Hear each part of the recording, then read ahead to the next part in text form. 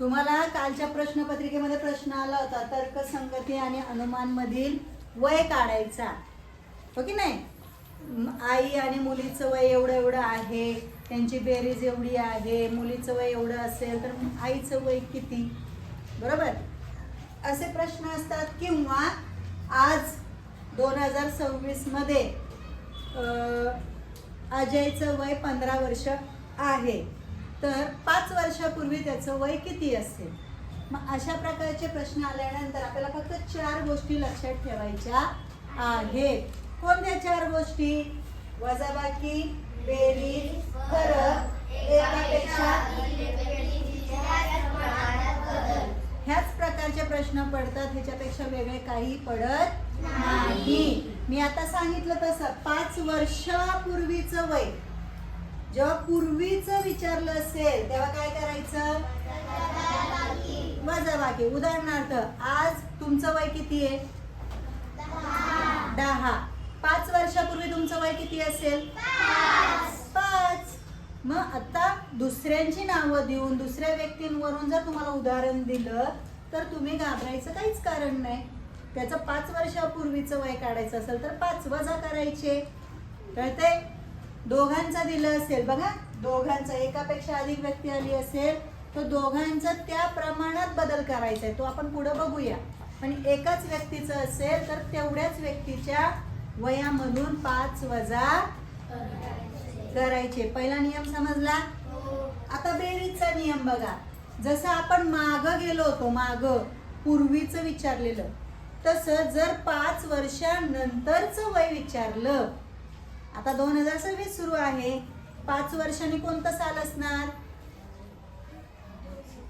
2000, बरोबर, मोठ्याने बोला. 2031. मग 2031 मध्ये तुम्ही किती वर्षाचे असाल? Very good. आता तुम्ही 10 वर्षाचे आहात. 2031 मध्ये किती वर्षाचे होणार? 15. काय कृती केली तुम्ही तिथं? काय क्रिया केली?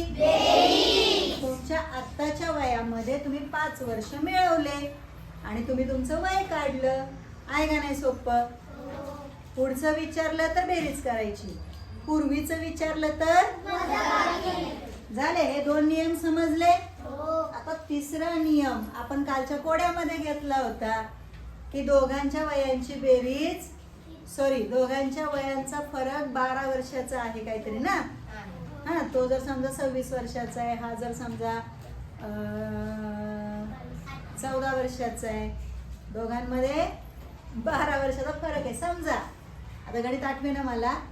मग अजून 5 वर्षांनी, अजून 10 वर्षांनी दोघांच्या वयामधला फरक वाढणार, कमी होणार नाही. हा महत्वाचा नियम लक्षात ठेवायचा आहे. फरक कधीही बदलत नाही. 2 व्यक्तींच्या वयामधला फरक याच्यामध्ये कधीच बदल होत नाही. फरक मध्ये काही बदल होणार नाही, कायम तेवढाच फरक राहणार. त्याच्यामुळे गडबडायचं 5 वर्षानंतर विचारू दे किंवा 5 वर्षापूर्वीच विचारू दे, आपल्या उत्तरावर ठाम राहायचं. ठीक आहे? आता पुढचा नियम, फरक समजला? आता पुढचा नियम, एकापेक्षा अधिक व्यक्ती तितक्याच प्रमाणात बदल. जसं मी मागाशी सांगितलं, 2 भावांच्या वयाची बेरीज 27 आहे. अजून 10 वर्षांनी त्यांची बेरीज किती होईल? बघा 2 भाऊ आहेत. आधी किती सांगितलं मी? दोघांच्या वयांची बेरीज 27 आहे. अजून 10 वर्षांनी त्याच्यामध्ये किती मिळवले जातील? सांगा उत्तर.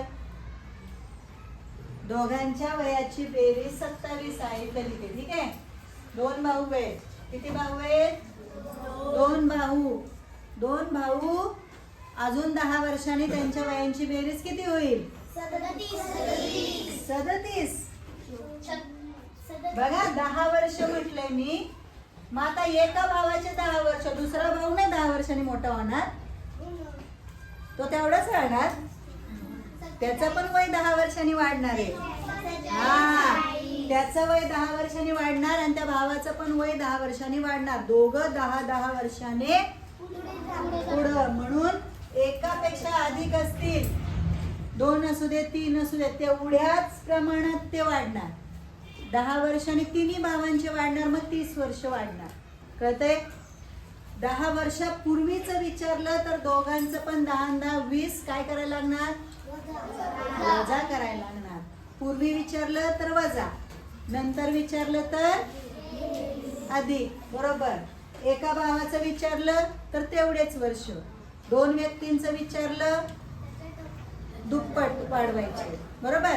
तिघांचं विचारलं तिप्पट वाढवायचे. येते का लक्षात? काय गोंधळ आता त्याच्या बाबतीत? चला पटकन सांगा मला. किशोर आणि अजय या दोघांच्या वयांची बेरीज आज 15 वर्ष आहे. 5 वर्षापूर्वी त्यांच्या वयांची बेरीज किती होती? 10 का 20? मी काय सांगितलं? दोघा भावांची बेरीज किती आहे? आता किती आहे? 15. बरोबर. आणि किती वर्षापूर्वी विचारले? 5. म्हणजे वजा 5 तुम्ही करणार आहे, पण किती? एकदा का दोनदा? म्हणून तुम्ही 10 वजा करणार. बरोबर. या 15 मधून 10 वजा केले तुमचं उत्तर येणार आहे 5. कारण तुम्ही वजा 5 एकदा नाही केले तर किती वेळा केले? दोनदा. इथं पण अधिक 10 एकदा नाही केले तर किती वेळा केले? म्हणून तुमचं उत्तर किती आलं होतं इथं? 47. इथं तुमचं किती उत्तर येणार आहे? ठीक आहे. अजूनही काय गोंधळ आहे डोक्यात? काही समजलं नाही असं आहे? सोडवणार याच्यावरचे प्रश्न? नक्की. चला परतच्या वेळेस एक गणित देणार आहे, ते तुम्ही मला सोडवून दाखवायचे. ठीक आहे? समजलं? घ्या लिहून हे मेन 4 मुख्य नियम लिहून घ्या. चला.